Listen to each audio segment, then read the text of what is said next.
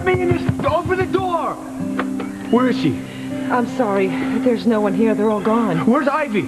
She's gone. She's married to Julian now. Ivy. Ivy? Oh, Sam.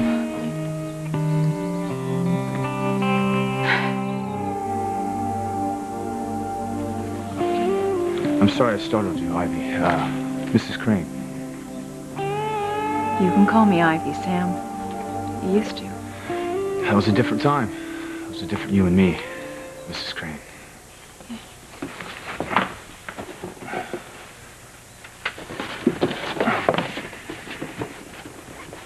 Thank you. You're welcome. What are you doing here? Your husband wanted to see me. Apparently he's always had approval over the annual police budget. Yes, I suppose he has. We also have to go over plans for the police benefit. Congratulations on your promotion to police chief. I saw the announcement in the paper. Thanks. Your husband didn't tell you I was coming over? No. Julian would have no reason to assume that I would care about seeing the new police chief. I never told him my name. I think that's best. I didn't tell anyone either. Your husband's expecting me. Of course.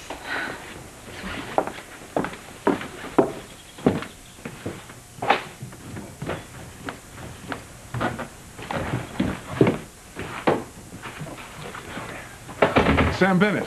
Mr. Crane. No, please. Julian, there's no need for us to stand on formality. Come here.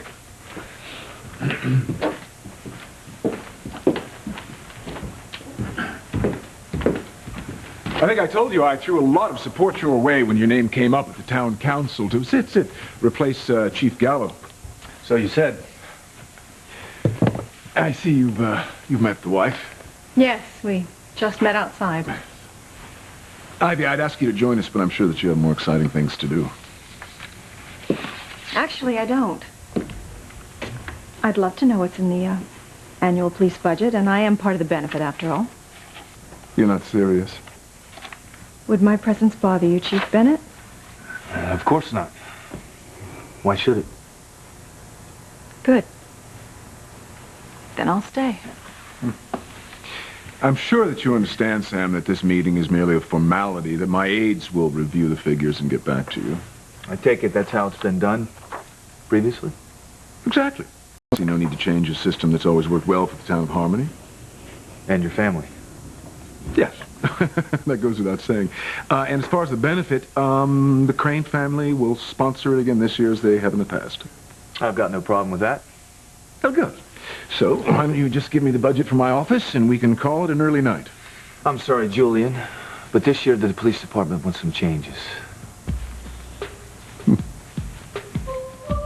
We're not going to budge on this last figure, Julian. I see. So then you sign off on the higher amount? You drive a hard bargain, Chief Bennett. Only when I know I'm right. Fine. Well, we seem to be through. Let's have a drink. Show there are no hard feelings. What's your poison? I'm sorry, I'm going to have to pass. My wife and some friends are waiting for me at home. Ah, yes, your wife. Grace. Well, Grace, of course. You know, as the police chief's wife, I assume that she'll be co-chairing the benefit, unless, of course, your wife is unwilling to take on responsibility of such magnitude. Then you don't know my wife. She's never too busy to take on another worthy cause. Oh, how admirable. Grace throws her whole heart and soul, whatever she cares about. I think she's involved in 10 local charities, not to mention running her own shop, our home, and taking care of our beautiful children.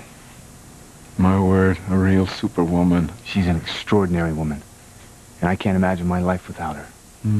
You're a very lucky man. Wouldn't you say, Ivy? Yes. She sounds like an amazing woman.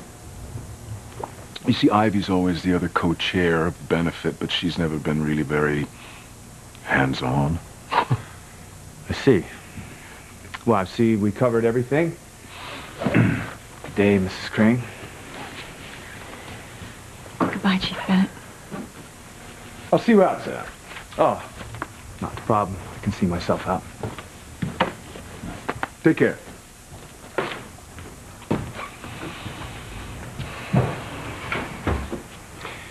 I'm not so sure it was a good idea to back Bennett as the new chief of police. Why, Julian? Because he didn't let you walk all over him like the last 3 police chiefs did? Seems a little too sure of himself for my taste. What did you think of him, Ivy? I couldn't really say. Well, that's true. You only just met him. What do you say we dine together this evening, darling? No, Julian.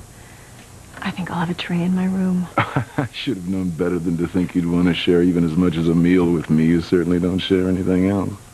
We have an agreement. Mm-hmm. You know, you really surprised me this evening, Ivy. Oh?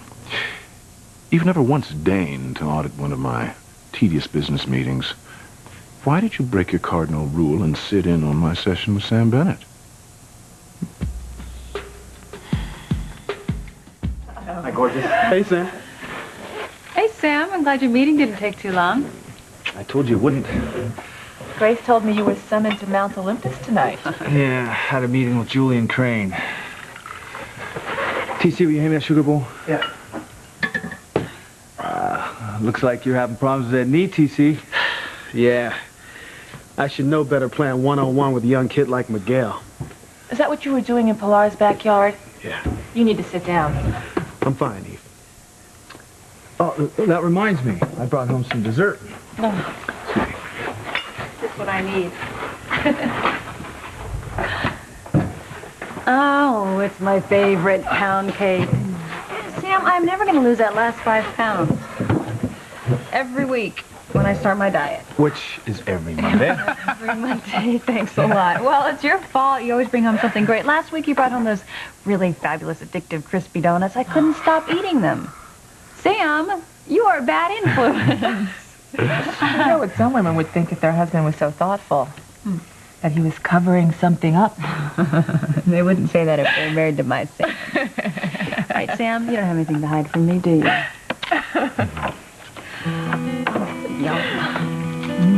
Yeah. I'm just curious, Ivy. Why did you stay for my conference with Sam Bennett? You've never sat through one of my meetings with a town official before. I've never been invited, Julian. So tell me, what's Bennett's wife really like? You're asking me? I can barely remember her name. Grace. That's what he said her name was. Grace. Well, whatever. She's obviously one of those busybody types who thinks she's making some major contribution to the town with all of her volunteer work. Well, she'll soon learn that nothing happens in harmony without the Cranes wanting it to happen. I think Sam Bennett would disagree. Oh, why? Because he pushed through a couple of completely inconsequential budget points tonight? No. He got the better of you, Julian. It was intentional, Ivy. I let him do that. Oh, I didn't realize. Yes. One wants to give in to underlings on a little point here and there. Let them think that they make a difference. Ah, is that how it's done? Yeah. But believe me, when something important happens, Sam Bennett will find out who's really in charge. Still, I'd like to meet this paragon of a wife of his. Yeah, well, I doubt very much your paths will cross. And since you're always in Paris for the fall collections when the picnic is held. I might change my plans. Stay in town this year. Give up Paris for the Harmony Fall picnic. You must be joking. No, it's a Crane-sponsored event, Julian. As your wife, I should at least make an appearance. Once. You never do anything without a reason, Ivy. Why do you really want to attend this picnic? You've never taken the least bit of interest in the police benefit. Why on earth do you suddenly want to attend? I've already said, Julian. It's a Crane-sponsored event. It's my duty as your wife. When were you ever interested in fulfilling any wifely duties? What are you up to? Well, since you asked, I'm doing it for Ethan. Ah, I should have known. Always Ethan. Well, Julian, really, someday Ethan will be taking over the family business. And you and I should be doing everything we can to make this transition as smooth as possible. Well, that transition, as you call it, is still a long way off. It's never too early to start helping your eldest son. Yes, I'm your favorite child, Ivy. I'm just pointing out, Julian, that Ethan's future in Harmony will be cemented if you and I, go out with some of the officials and their wives, have relationships with them. It wouldn't do for Ethan to have enemies. What do you mean, like Father and I do? You said it, Julian, I didn't. Well, Ivy, I've always known that you do almost anything for your beloved firstborn son, but mingling with the town lackeys like Sam Bennett and his wife, that's what I call maternal devotion.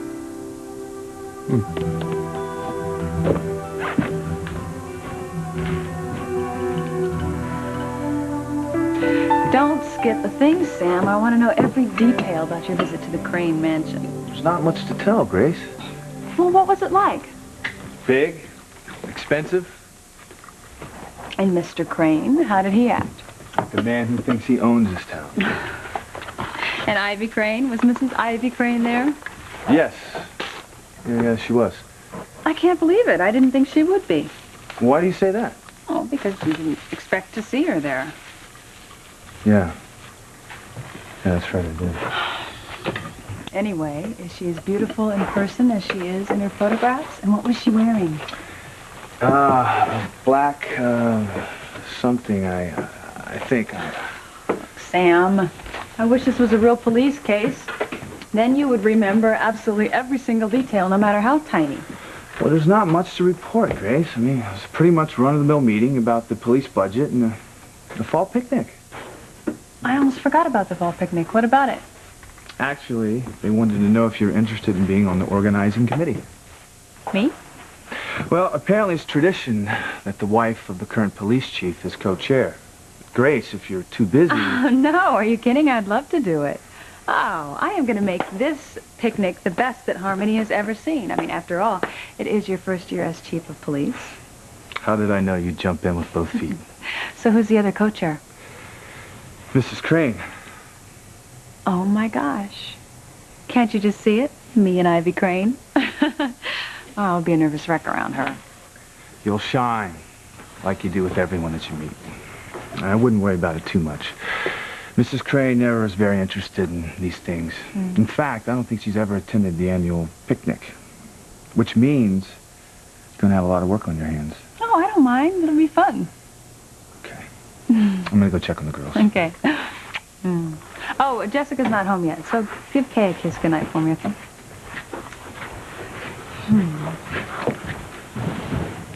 So, how am I going to make this picnic extra special? I know.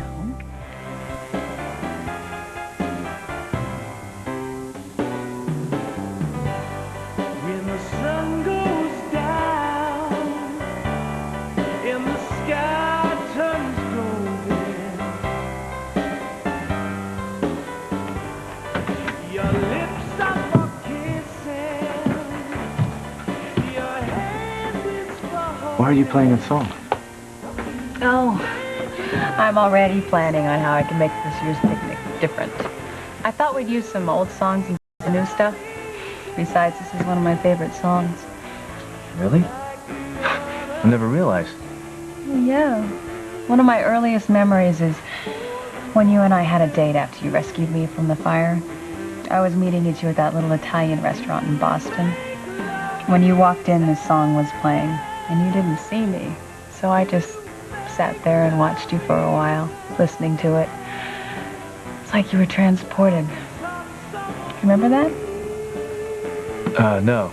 I can't say I do. Oh, I can. I can picture it like it was yesterday. I can tell you really loved the song. It meant something special to you. Why is that?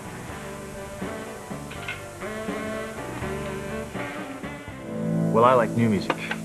Keeps me in step with the girls. Besides, can't get too tied to your past. Strange. Here I am trying to find out anything about my past, if I have a family or not, and you don't care enough about yours to revisit it. I'm sorry, Grace. I didn't mean to be insensitive. Oh, no, I know. It's just we have different situations. I mean, your life is an open book. No secrets there.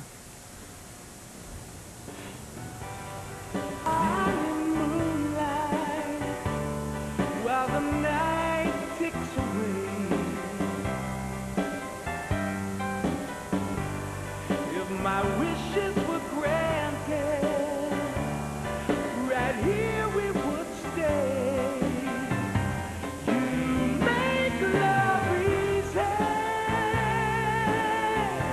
You make love easy. Like the autumn leaves. Oh, I don't mind. It'll be fun. Okay. I'm gonna go check on the girls. Okay. Oh, Jessica's not home yet, so give Kay a kiss goodnight for me, okay?